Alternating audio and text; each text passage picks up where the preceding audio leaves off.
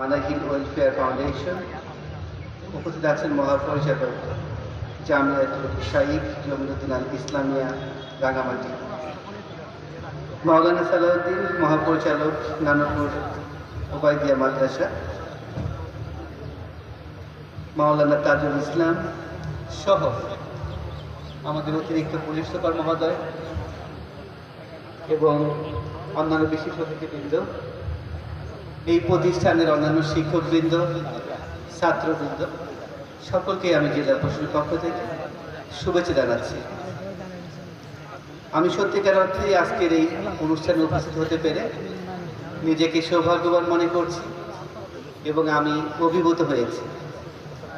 যে রাঙামাটি পার্বত্য জেলায় এত চমৎকার একটি শিক্ষা প্রতিষ্ঠান, বিশেষ করে ইসলামিক শিক্ষা প্রতিষ্ঠান পরিচালিত হচ্ছে, এটি